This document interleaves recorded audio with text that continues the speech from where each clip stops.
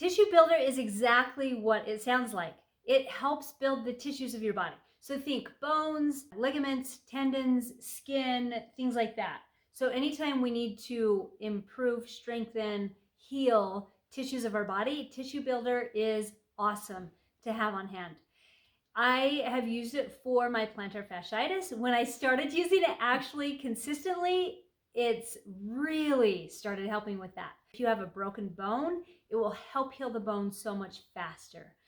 I have a friend who had to have foot surgery on both of her feet, and I gave her this tissue builder for the second one.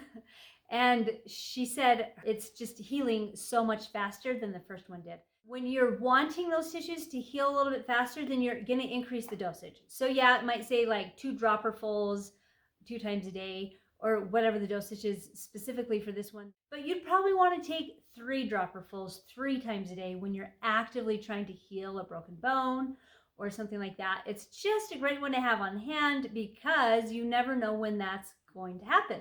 So you can have this ready to go.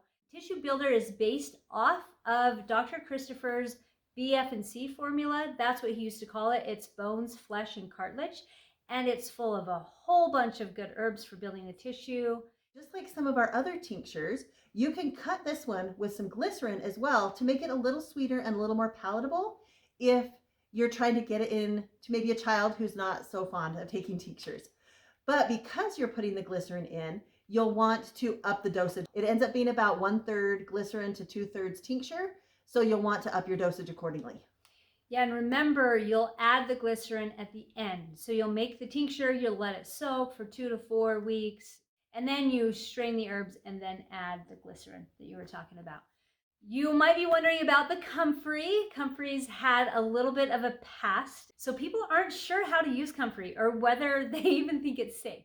What scientists do is they'll take a constituent of the herb and they'll take that little tiny constituent and insert it under the skin of rats, and the rat will die. They'll be like, okay, comfrey is bad for you, it might make you die. Well, it's not going to do that because that's not how we take comfrey. David Christopher, who is a master herbalist and who owns the School of Natural Healing, he says 0 people have died of herb overdose. Now, you don't want to take it internally if you're pregnant or nursing, so that's definitely one to avoid. And you can make this tincture without the comfrey if you want, but the comfrey is amazing at healing the bones and the tissues. So it's great to have. If you want to use it externally, you can make the ointment instead of the tincture, or use both and put the comfrey in the ointment and not in the tincture for pregnant and nursing people. But it's really fine to have it internally. We only add 1/2 cup to this entire tincture, and it's just going to help you heal a lot faster. It's amazing at that. So don't discount the comfrey too quickly. It's really okay.